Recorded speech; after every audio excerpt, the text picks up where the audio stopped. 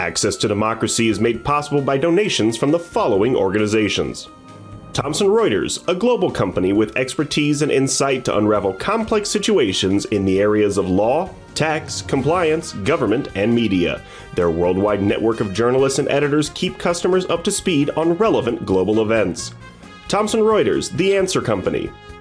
The division championship Minnesota Twins are looking to go all the way to the World Series in 2024. Bolstered by inspirational shortstop Carlos Correa, a healthy Brian Buxton, and rookie phenom Royce Lewis, plus a pitching staff led by Pablo Lopez and an outstanding bullpen featuring Johan Duran, the Twins are the best bargain in the major leagues, and Target Field is the best venue in baseball.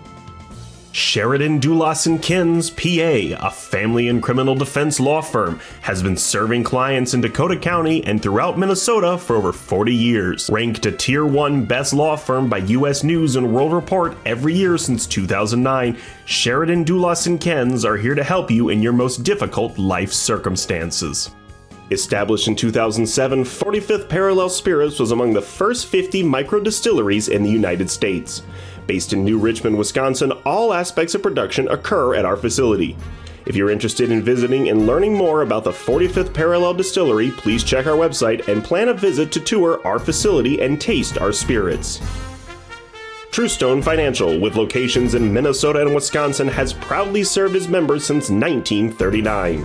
Truestone engages, educates, and supports its members to ensure they have the tools to empower their financial well-being. Truestone Financial, your neighborhood credit union. Learn more at truestone.org.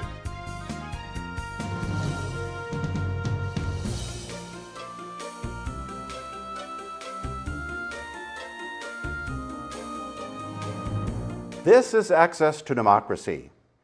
Welcome to the program. Thank you for joining us today. I'm your host, Bill Raker. And before we meet our guest, I would like to mention to our viewers that the two organizations that are guesting on the program today provide a lot of very important services, even critical services to senior folks around the community. And we're going to be showing on the screen as you watch the program the contact information for both of these organizations. Phone numbers, web addresses, email addresses. So if you're interested and you want to get contact with the two guest organizations today, be sure to copy down the contact information as appears on your screen. So we're welcoming to Access to Democracy Annie and Gary, right? Yep. So Annie David is the DARTS program specialist, and Gary Spears is the program coordinator for Senior Community Services. Welcome both of you to our program today. We're delighted to have you. Yep, I know you are going to share some interesting and helpful information with our viewers. But before we get to that, let's give our viewers a chance to get to know you. So we'll start with you, Annie. A little brief bio about what brought you to the role that you have today with DARTS. Yeah, so I grew up in Minnesota from a small town called Worthington in the southwest corner of the state. Went to college up here in the University of Northwestern St. Paul. And I studied elementary education. That was kind of my beginning of my career. I taught in a few places. And after the pandemic, you know, it was a hard time for teachers. And I just said, maybe there's another way I can still stay connected to the classroom, but maybe outside of the classroom. And I ended up finding my role at DARTS, working with the Learning Buddies and Pen Pals programs. There are two volunteer programs where we recruit older adults to volunteer in the classrooms. So I get to, you know, connect older adults with elementary schools all over Dakota County and Southern Washington County. And it's really been a tremendous way to stay connected to the classrooms and also get a little behind the scenes too. And then in this last year, I've also started helping with the Tech Buddies program, which I know we'll talk about today. Well, thank you, Annie. Sounds like you have a really rewarding career going for you there at DARTS. So Thank you for sharing that with us. Gary, tell us what brought you to your role at Senior Community Services. So I was from Michigan. When I got married, I'd asked, my wife graduated from Medina High School, and I knew at some point that I'd be living in Minneapolis. It's just a matter of time. I graduated from college with a business degree, and I was focused on information technology. And all of my experience has been doing technology stuff. So I was in corporate America, worked at Medtronic for several years, and they were a very mission-driven company. And that mission really stuck with me, and that's why when I had organized something with our church to help older adults, and that really stuck with me. And so senior community service is the same thing. It's very mission-driven, and we provide help exterior for in the winter for snow removal, do lawn stuff in the summer, the technology services group, housekeeping, all kinds of different services for older adults. So I'm excited about it. So you kind of gave us an overview of some of the services that Senior Community Services provides. Your special area is technology. Correct. And we, from personal experience, the older folks really need all of the help they're willing to ask for when it comes to technology. So that's great. We want to talk specifically about that. Annie, share with us a little bit more about some of the services that DARTS offers, and tell us where those services are available geographically, because I think the two organizations serve different geographical communities, don't you? Yep. So Annie, start with you. Yeah, so DARTS, we cover the Twin Cities Southeast Metro, so it's Dakota County, Southern Washington County, and we've started expanding into the southern portion of Ramsey County too. So that's our geographic area, primarily Dakota County. But our mission is to create connections that enrich aging. And I like to say we just support older adults in a ton of ways. In my role, we have volunteer opportunities both for older adults to stay connected to the community, and then also for anyone to support older adults. We also have transportation, so we have some buses. We have home services, keeping people safe in their homes for as long as possible. If they want to stay there, keeping them safe while they're there. We've got care and resources for caregivers, so people who might be taking care of loved ones who, we're all aging, but maybe with some memory loss or other issues that can come up, we want to support the caregivers too. So like SCS, we have a lot of different areas that we can help. So may I ask, what's the most requested or most popular service that you offer? Do you happen to know?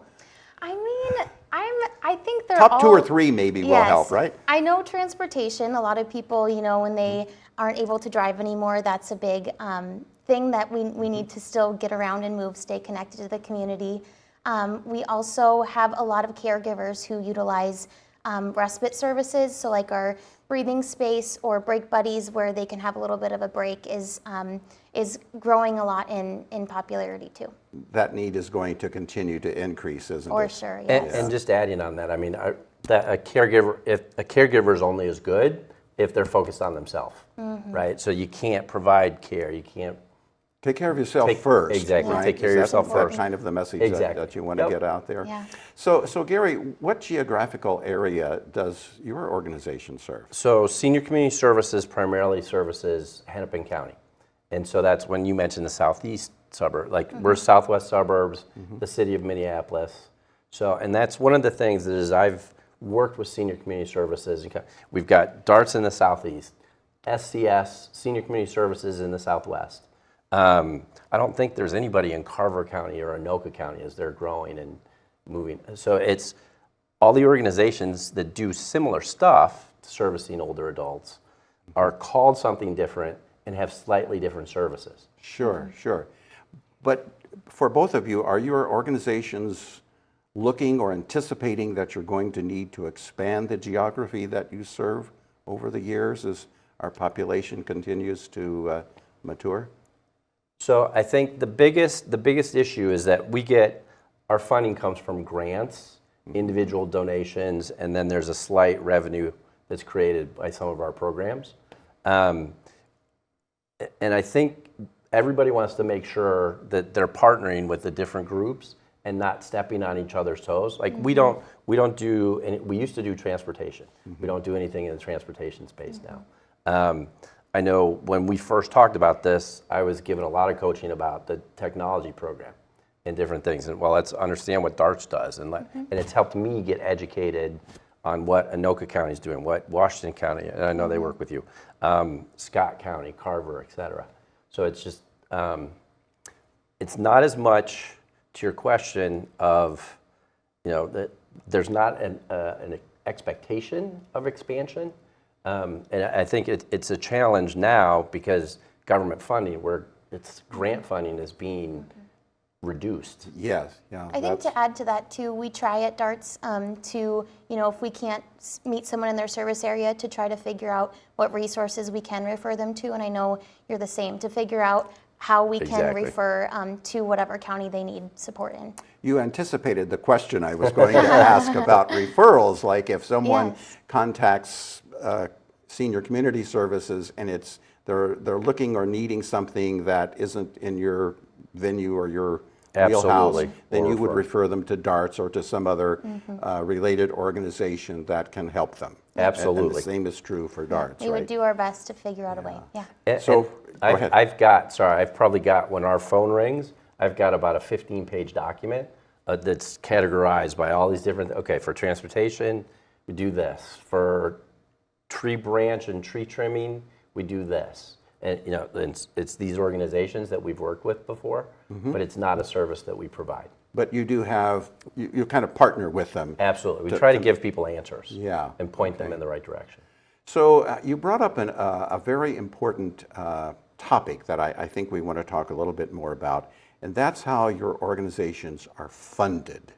Because without the funds, you're really pretty limited in the kinds of services that you can make available, if you can make them available at all. So Annie, tell our viewers, how is DARTS supported? Yeah, so we are funded in a large variety of ways. We have really generous individuals who donate their money. We've got federal funding, so both like the city level, the state level, and federal level. We have government contracts. We have foundation grants that we're a part of. So all the different buckets that nonprofits are funded, it's kind of a conglomeration of all of those that DARTS is funded. Okay, you mentioned nonprofit, which is an important distinction for our viewers to understand. Yep. Yeah, thank you, Annie. Gary. And it's very similar. Senior Community Services, same thing. We're a nonprofit. We're not a government agency, but there is government funding that's part of our, and like I said, so it primarily comes from 3 areas. So with the private rate-based services that we provide, government grants, and then individual donations. Okay. And so you mentioned something that I do want to ask about. While there are a variety of services that can be provided by both of your organizations, they're not always free, are they? Can you explain that a little bit, Annie, for DARTS, and then Gary for CSC? Yes, so DARTS has, for many of our services, it's a sliding scale fee, so it's based on your income or what you can afford. Best way to figure out what the cost would be for you is to call, and you can walk through, some quick questions, and we can figure out what a service would cost. Some of our programs, like for instance, our Tech Buddies program is free. It's provided help for volunteers. So we have a great group of volunteers who helps give the tech support, but it's different, like you said, kind of for each program. Okay, and Gary? And the same thing from Senior Community Services. So just within tech services, for example, our in-home appointments we charge for, but then if I'm giving a presentation, if we're doing a session at a particular senior center, or those are free. So within our housekeeping, as an example, we've got some volunteer stuff as well. Yard cleanup might be free. So it gets back to pick up the phone and call us. Yes, it's the easiest way. It's a complicated matrix sometimes of what's free and what is charged for. And then that's where we just answer the question. And at the same point, we have some clients that will say, I can't afford the lowest rate. And we'll set them up with a volunteer and make whatever happen. So try to get the service to them somehow. Exactly. We never want to turn a potential client away because of income. What a great mission. Yeah. And again, remind our viewers that the phone numbers for contacting DARTS and Senior Community Services will be on our screen. So if you have a question or you need some service, copy down the numbers and give them a call. So, Gary, you mentioned technology support, and Annie, you did as well. And that's one of the things we wanted to focus on in the program today.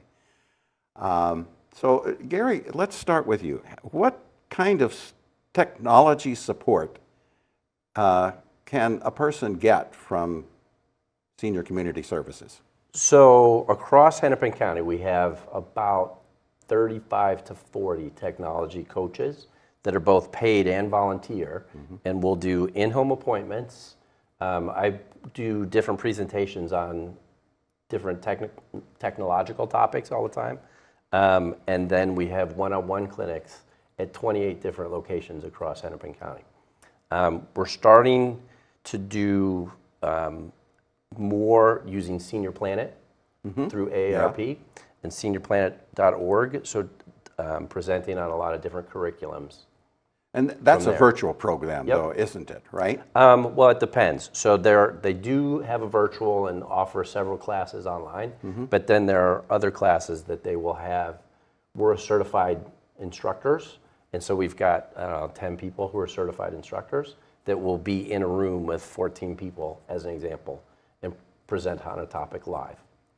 So is this like a presentation or is it a consultation? Well, and that it kind of depends. So like in-home appointments tend to be a consultation.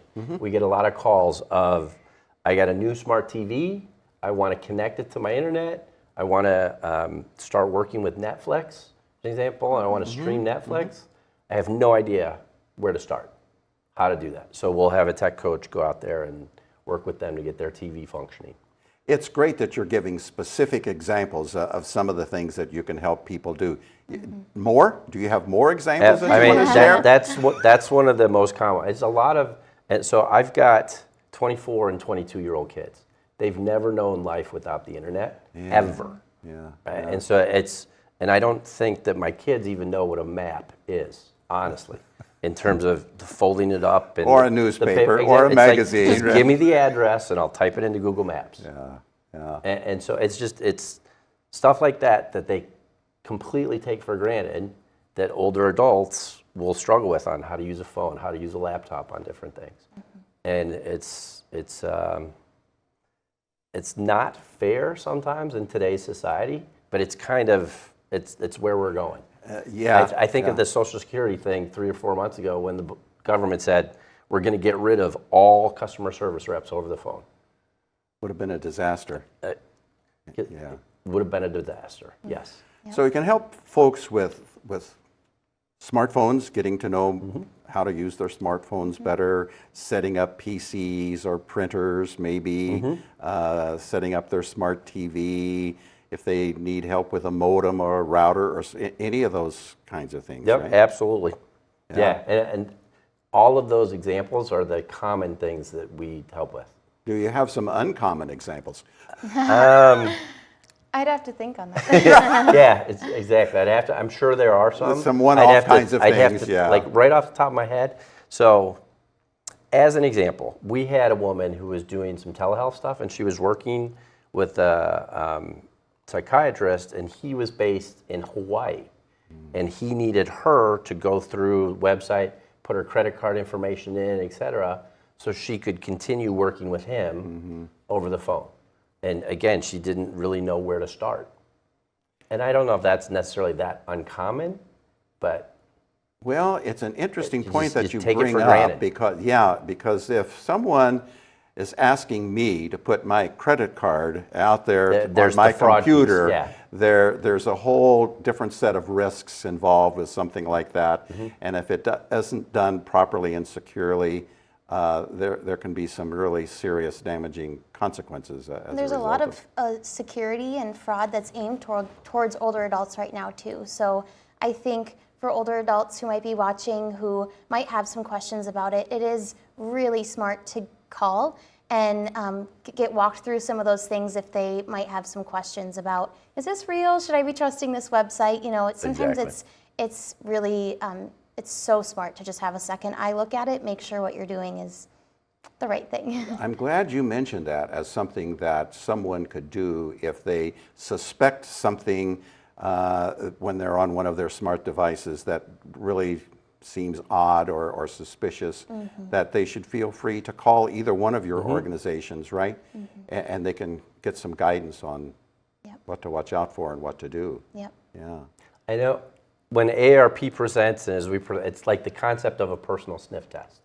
And if something doesn't smell right, odds are it's probably not right.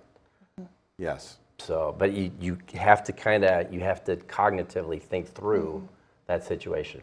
You know, our program isn't about being scammed, but No, exactly. we could talk for a long time about the precautions that one should take to be careful. Yeah. Annie, are the technology support programs that DARTS offers similar to what SCS does? Yes and no. So Okay. SCS has a much more built out program. Ours just started about 2 years ago, so we're still kind of in the building stages, but we do help provide some similar services. So we have what we call DARTS Tech Buddies, and it's a wonderful group of volunteers who are just tech savvy people and are willing to help older adults with these technology questions that we've acknowledged can sometimes be frustrating or overwhelming, right? We really see technology as a tool for connection, and with our mission being to create connections that enrich aging, we think that technology is a piece to that. Let's say, someone has grandkids that live in a different state. To be able to teach them to FaceTime them is a big gift. My own grandparents live in Florida, and so to be able to connect with them through technology isn't always easy, but I'm so proud of them for what they have learned, even when it's hard, because it can be such a connecting piece in our world. So our DARTS Tech Buddies, like I said, just wonderful volunteers. We can do those like one-on-one visits where it's more learning a specific, I want to learn to order my groceries online, or I want to learn how to better use my tablet that my grandkids got me for Christmas. Those sorts of things. We try to focus more on those just everyday uses of technology and how to utilize them better in your life to, again, be more connected, combat isolation, be able to just use it in a little bit better way. One story that comes to my mind too is I just last week had a phone call with a Tech Buddy client who she said she's 91 years old and she still lives in her home, and she really didn't want to have to leave her home. She loves it there, but she can no longer drive. And we had one of our Tech Buddies go out and help her learn how to order her groceries on her phone. And so he walked her through the process, and now she said, I'm just so happy because each week I can just pull out my phone, order what I need, and it gets sent right to my house, and I can stay in my home and keep some of my independence because I learned to do that. So it's really those ways of staying connected to the world that we're trying to help other people just have access to. That's a great story. And I think one of the things our viewers should take away from this is don't be discouraged or don't be daunted by technology, right? Yeah. Because there are resources available that can help you through a crisis or just to learn something new so that your life is enriched and you have access to to services that you might not otherwise get. Yes. To that point, I was just going to say, it's really cool when you're working with a client and you see that imaginary light bulb go off over their head, and to be it ordering whatever it is. And then I think about when the pandemic hit, right? Nobody had heard of Zoom maybe 5 years ago. Oh, for sure. And now it's such an Everything.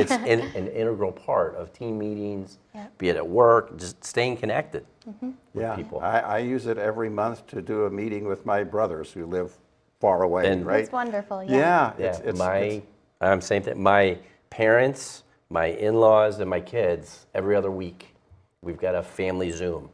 And my kids know that they're expected to be on it, because just to update Grandma and Grandpa it's on their life. Much better way to connect than over the phone, really, isn't it? Yep. And when you think about all the things that older adults are facing in today's world, one of the things is isolation. Many of them might be at home, and I think it's so important to keep those connections going, and technology is a way to do it. And so I think to keep learning those tools, even if it's yeah, kind of hard to learn a new one once in a while, but Sure, it's yeah. helpful. Well, yeah. it gets a little more difficult as technology gets more complicated. And it goes fast. And it always changes. Speaking of which, are you encountering anything with artificial intelligence that?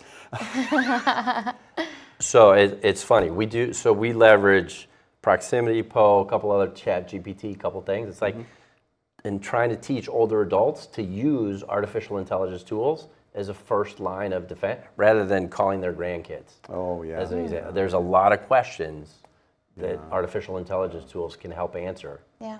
before you go ask other people. Sure. Both of you have mentioned how reliant you are on volunteers.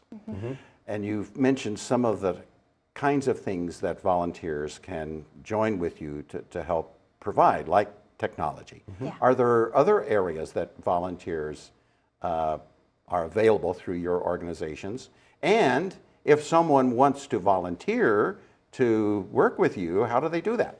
Yeah. Do you want to go first? Sure. Volunteering is my jam. I love working with my volunteers. So yeah, we have our Tech Buddies program. So if you're tech savvy, one of those people who are watching who might say, hey, I could help someone with their tech issues. We've got that program. I also talked about, my Learning Buddies and Pen Pals for older adults to volunteer, both in the schools and Pen Pals as writing letters. We've also got volunteering through a program called the Breathing Space, where volunteers, loved ones who are caregiving for someone in their life can bring that person to the breathing space, and then that caregiver gets a 4-hour break. And the volunteers play games and have lunch and sit with them and have fun. So lots of ways. And then we also have outdoor chore volunteers. So if you want to mow a lawn in the summer, or if you are a snow person and really want to shovel, we've got ways to do that too. Wonderful. And Yes. So same thing with, 2 minutes left, Gary. You tell us what and the it's CSC does. Very similar thing. So through our website, which I know is going across page, Yes. that's where, whether it's individual or group volunteers, we do a lot Yes. of things with group volunteers in the fall Yeah, in great. terms of leaf raking stuff. So there's all kinds of opportunities. So anyone who's interested in volunteering with you, they can call the number or go to the website, and they can find information on how to do that. Yep. Yes. Final minute, any final thoughts, Annie, that you'd like to leave, and then Gary, Yeah. share with us? I mean, I hope people know now a little more about DARTS. If you're curious about our services and maybe think, oh, could you maybe help me with this? Give us a call, because like we said, we can use the resources we have to refer people, and give us a call. That's what this program is about, too. Yeah, it's reach out to people, exactly. right, Gary? Making sure everybody knows about us.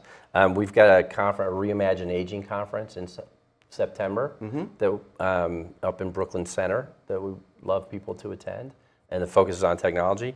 And then it gets back to knowing about our organizations. And just by contacting you, they can find out about it. Absolutely. And I want to mention that our program goes out to 35 different communities throughout Minnesota. So if someone is outstate Minnesota and they call one of your numbers, you'll be able to direct them to where maybe they can get some support? We'll certainly do our best. It's our focus tends to be in the metro area. Sure. But we'll certainly do our best to connect them with the right people. We're so fortunate to have had as our guest on Access to Democracy today, Annie Hand with DARTS and Gary Spears with Senior Community Services. Thank you both for joining us on Access to Democracy, and thank you for watching us.